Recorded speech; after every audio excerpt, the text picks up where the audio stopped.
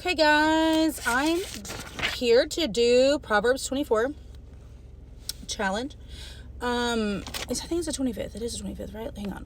It is the 25th. January, it's 31 days. There are 31 Proverbs. So we are almost all the way through the book of Proverbs. And it has been honestly very helpful and super insightful. And I'm just glad that this was something that my church was doing. It's just been great. Okay, so my Proverbs 24 notes.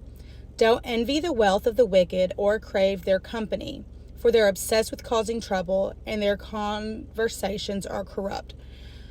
I have a hard time with this sometimes, with just like being envious of these people who are being mean to me and hurting me, because sometimes I'm like, it seems like they're happy. It seems like they have everything. And I want to be happy and I want to have everything. But I think it's like a false sense of winning also, because I think that when you're being malicious and you're hurting people, that's not really winning. I feel like the devil tricks you into thinking that you're winning in the beginning, but that's not really what's going on, and you're just going to fall hard in the long run. I put, if you plan to do evil, it is as wrong as doing it. It says, listen up, you wicked, irreverent ones. Don't harass the lovers of God, and don't invade their resting place.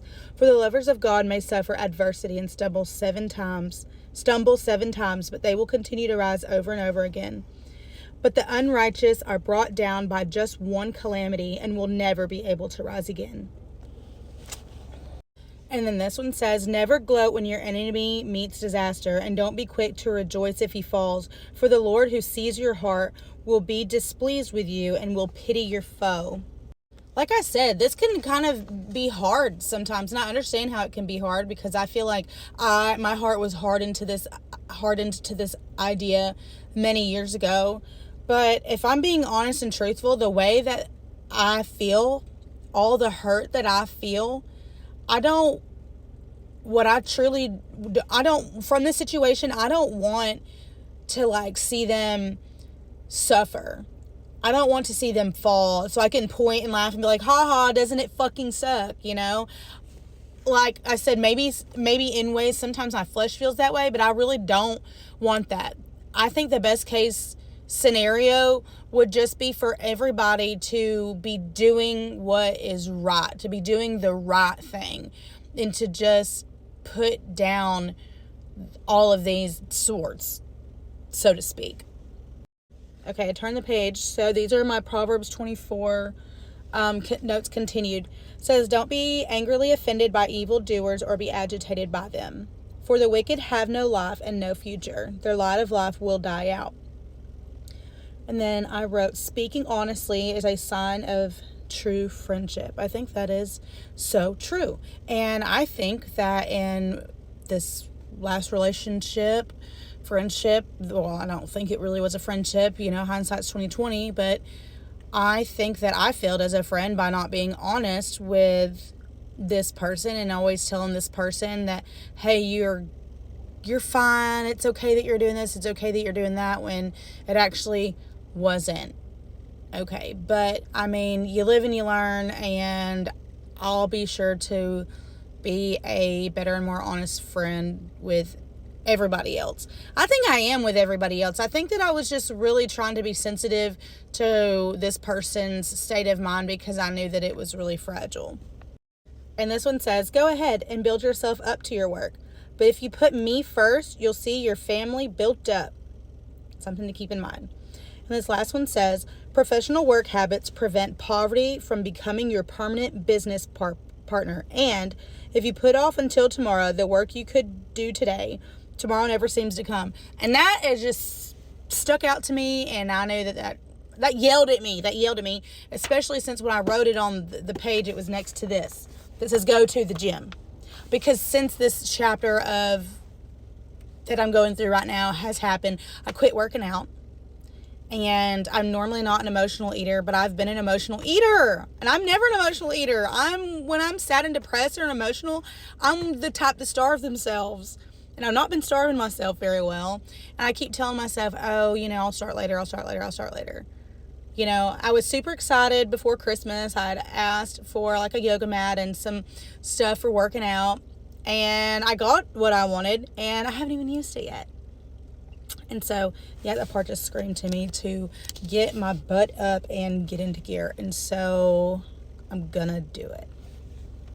And I'm going to go ahead and just tack on Proverbs 25 notes at the end of this, because I only had one page of notes for Proverbs 25, so I think it'll be all right. So my Proverbs 25 notes says, use patience and kindness when you want to persuade leaders and watch them change their minds right in front of you. Lying about and slandering people are as bad as hitting them with a club or wounding them with an arrow or stabbing them with a sword.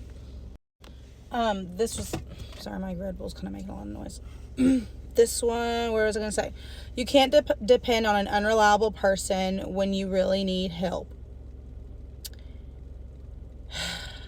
And the truth, it's an unfortunate truth, but I just wish that some people were a little bit more reliable and a little bit more willing to do the right thing, I guess.